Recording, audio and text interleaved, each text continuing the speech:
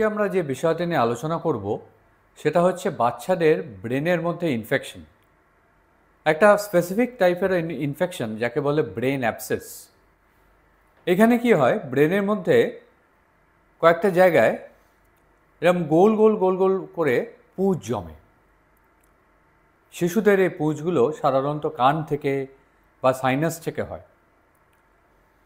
কোনো শিশুর যদি জন্মগত হার্টের ডিফেক্ট থাকে, যেটা আমরা কনজেনিটাল হার্ট ডিজিজ বলি, সেরকম কিছু ভ্যারাইটি অফ কনজেনিটাল হার্ট ডিজিজেও ব্রেনে ইনফেকশন যাওয়ার একটা প্রবণতা থাকে।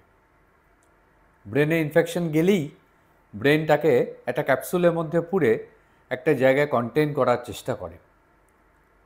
যখন পারে না তখন সেটা ব্রেনের মধ্যে ছড়িয়ে যায়। ব্রেনে এরম ইনফেকশন হলে শিশুরা প্রথমে খাওয়া দাওয়া ছেড়ে দেয়, পরের দিকে জ্বর এবং খিঁচুনি হয়। এই খিঁচুনি নিয়ে অনেক শিশু, যেমন এই শিশুটা আমাদের কাছে এসেছিল। এইটা ভালো করে দেখার জন্য এমআরআই স্ক্যান করার প্রয়োজন আছে কন্ট্রাস্ট ইঞ্জেকশন দিয়ে। সেইটা দেখে আমরা ব্রেনের মধ্যে থেকে এই পুঁজের কিছু অংশ স্যাম্পলিং করি। এই স্যাম্পলিংটা ওটিতে নিয়ে গিয়ে করতে হয় এবং এই পুঁজটা বার করার পর সেটা টেস্টিংয়ে যায়। টেস্টে যেরকম রিপোর্ট আসে কালচারে, সেই রিপোর্ট অনুযায়ী অ্যান্টিবায়োটিক দিতে হয়। সাধারণত এখানে লং টার্ম অ্যান্টিবায়োটিক লাগে। ইঞ্জেকশন হিসেবেই প্রায় তিন হপ্তাহ মতো ইঞ্জেকশন দিতে হয়, তবে এই ব্রেনের যে অ্যাবসেসগুলো বা ব্রেনের পুঁজগুলো এগুলো শুকোয়।